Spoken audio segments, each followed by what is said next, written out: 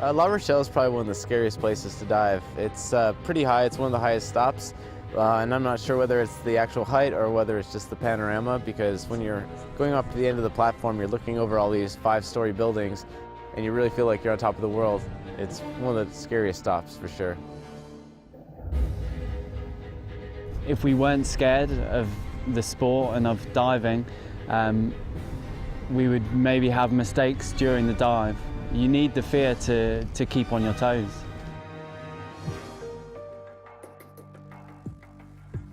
Okay, 5 minutes, 10 minutes before I come to platform, I'm think too much about dive. I close my eyes, and fly, yeah? But when I come to platform, when I'm ready to dive, I never feel scared.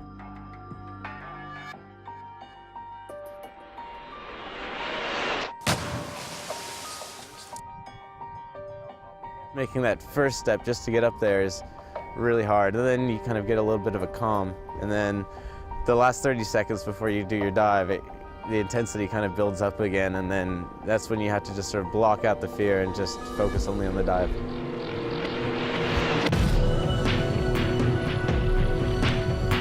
This year has been very crazy for injuries, lots of people getting hurt. After the crash in Greece, it's definitely a little bit difficult to dive, but I mean, I'm not too worried about it.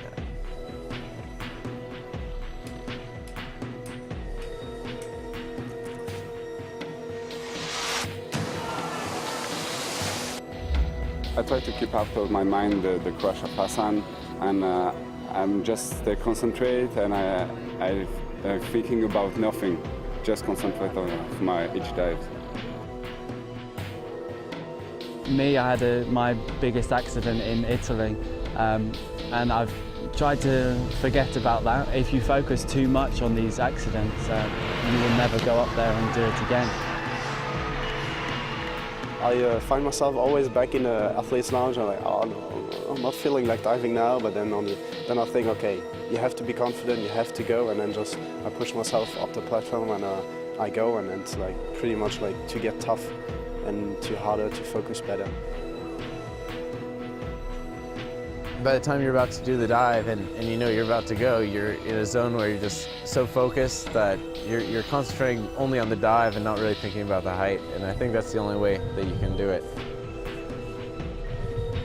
My way of overcoming the fear is just imagining the feeling after the dive.